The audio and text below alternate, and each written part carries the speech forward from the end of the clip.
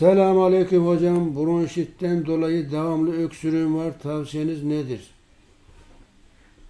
Şimdi bronşit tedavi edilmezse bronşitlerdeki enfeksiyon Allah korusun çok kötü olabilir. Şimdi bronşektaziye dönüşebilir, koaha dönüşebilir. Koah, bronşların daralması nedeniyle, böyle büzülmesi nedeniyle nefes alamama, oksijen alamama.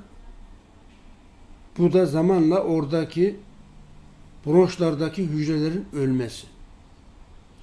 Bronşektazi ise tersine bronşların genişlemesi, açılması nedeniyle öksürük, balgam atma, aşırı balgam, bronşektazi ve koah birbirinin zıttı.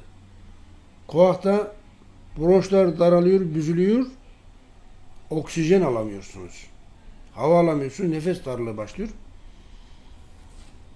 Bronşektazi ise bronşlar iyice açılıyor. Her iki sorun da bizim için sorun değil. Zatürre ise akciğerin dokusunda enfeksiyon olması, bakteri, mikrobik bir enfeksiyon.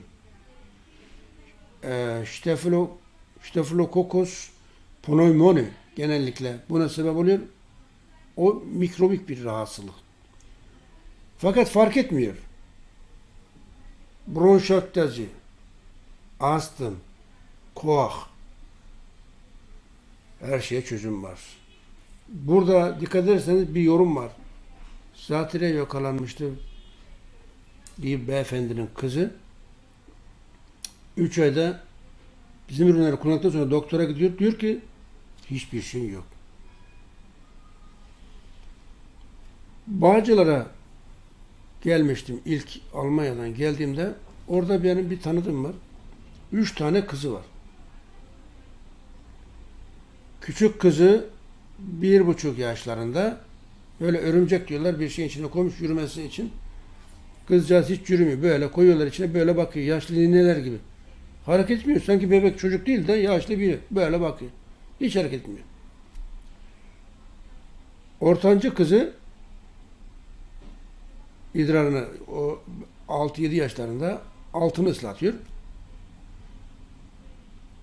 Büyük kızı 10-11 yaşlarında arada bir astım nöbeti geçiriyor, mosmor oluyor.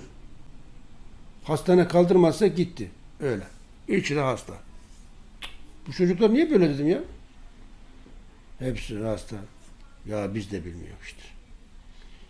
Neyse büyük çocuğa Afrika sardunyası, zencefil vesaire. Altına ıslatana sarı kantaron. Hiç böyle bakan, hiç cansız, hareketsiz, yaşlı nineler gibi duran bebeğe de Çentiyan verdi. Zencefil, Çentiyan. 1,5 ay sonra tekrar gittim. Nasıl? Vallahi hiçbir şey kalmadı. Hepsi sağlığına kavuştu. Hele böyle örümcek içinde böyle yaşlı nineler gibi böyle melül melül bakan çocuk fır fır dönüyor. Hiç durmuyor. Dedim ne oldu buna? Vallahi sizin ürünleri kullandıktan sonra durduramıyoruz artık diyor. Böyle durmadan koşturuyoruz, durmadan koşturuyoruz.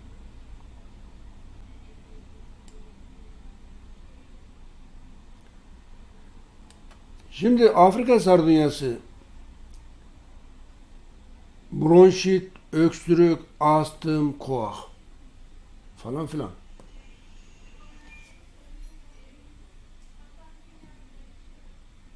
50.000 Almanya'da 50.000 çocuk üzerinde denenmiş. Öksürük, bronşit, astım, koah fark etmez. Nefes yolları için Afrika sardunyası. Bebekler için özel bir, küçük çocuklar ve bebekler için bu yeni ürün. 2 yaşındaysa günde 3-4 defa bir çay kaşığı, 5 yaşındaysa tatlı kaşığı. Büyükler için kapsül. Gripse, ekineze düzenli kullandığımız sorun değil.